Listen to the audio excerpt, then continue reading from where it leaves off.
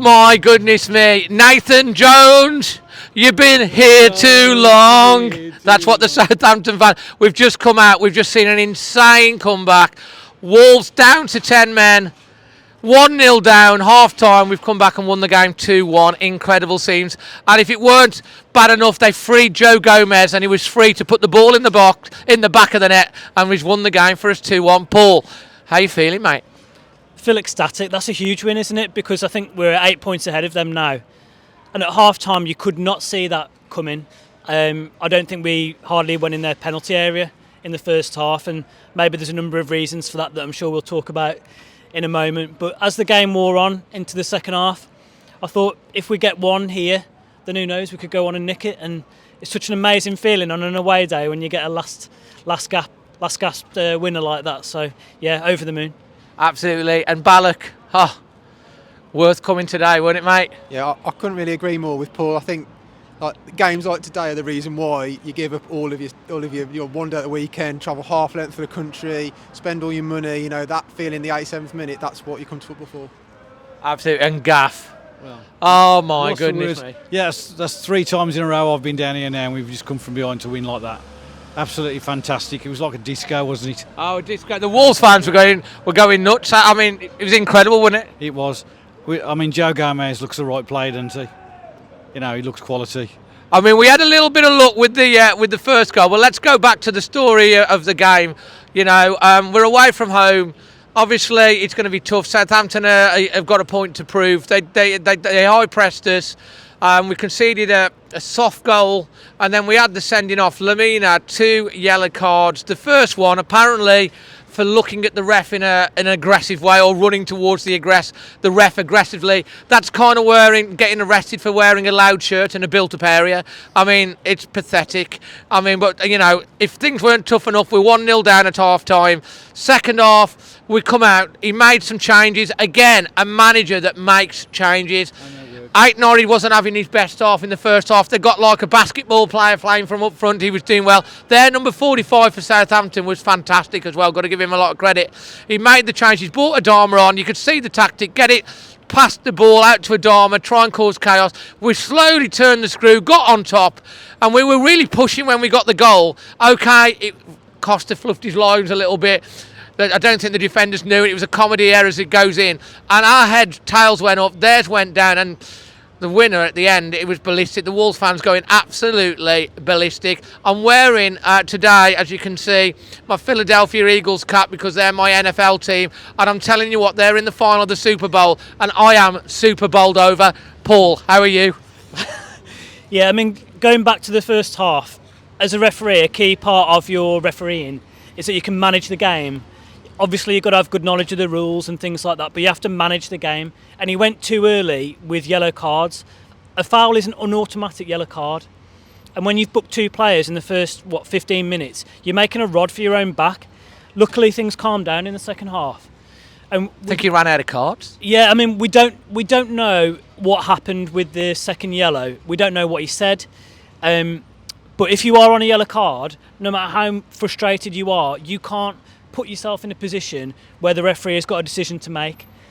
Lamina's an experienced player, he's 29, he's been around a lot. And yes, it's frustrating, but you have to show a bit of restraint. However, I think we can all agree it was very soft 2 yellow cards that he's got. But ultimately, that seems to have given us a bit of an edge in the second half, a bit of fight. I don't think there's any chance we get anything from this game before Lopetegui comes in. Under Bruno Lage, this result doesn't happen. Especially like in the circumstances of half time, 1-0 down, you know, a man down. I think Paul's exactly right. You know, this manager is top class manager, and I think without him, we struggled to get a point out of today's game. And he motivated them for the second half, didn't he? How they come out. Paul said to me about 70 minutes, 65 minutes, Southampton have gone, and they were off the pace, weren't they? They weren't doing anything really, and as we pushed and pushed, we just felt there was a goal coming.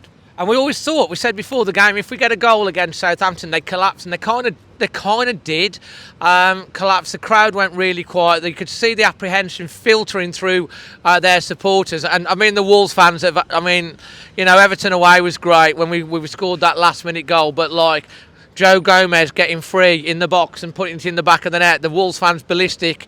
You know, Nathan Jones. Yeah, anyway, like I say, you know, we've been listening to Banana Rama on the way down here. You know, and I think he's on a bit of a banana skin because I think he's going to be skidding over the floor and going out the door at this rate. But anyway, back on to Wolves. Let's do our performance rating and then our LEAMORE Windows Man of the Match. First to you, Paul. Performance rating's hard, especially in the first half. We didn't perform well at all. But I mean, if you're basing it on things like character and courage and determination, then you'd give a higher score. But overall, probably can't give it much higher than a 7. Really, I've seen us play a lot better than that.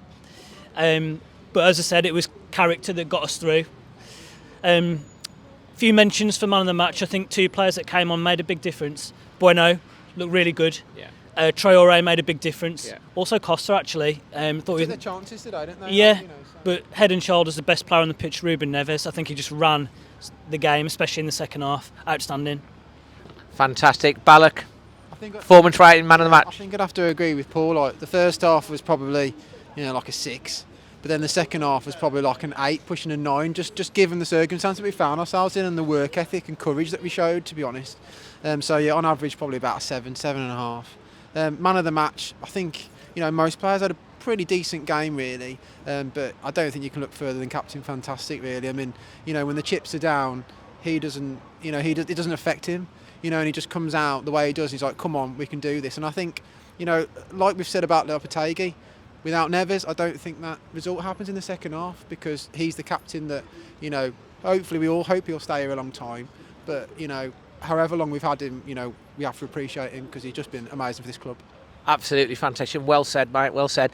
Gaff, your performance rating and LEAMORE Windows Man of the Match. 5 out of 10 in the first half. Yeah. 9 out of 10 in the second half. So that's an average of a 7. 7 Yeah. average is right. It's about right, yeah. But Yeah. I just think you've got to split it up because it was 2 different games, wasn't it? And Ruben Neves was exquisite. Is there a better centre midfield player in the world than him on his day? You know, Kevin De Bruyne, they rave about him. Why don't they rave about Ruben Neves more often? We don't want him to rave about Ruben. Ruben is rubbish. We don't know anyone look at him. He's terrible. No one want to sign him. Keep him. He's wonderful. I love to watch him, and if he does ever leave, then good luck to him. But I've spent 5 years of my life watching one of the best footballers ever. What? Well done, Ruben. Quality. I think. Do you know what? I'm going to concur. I'm going to give that performance rate. I'm going to give it a 7.5. I'm going to give it an 8.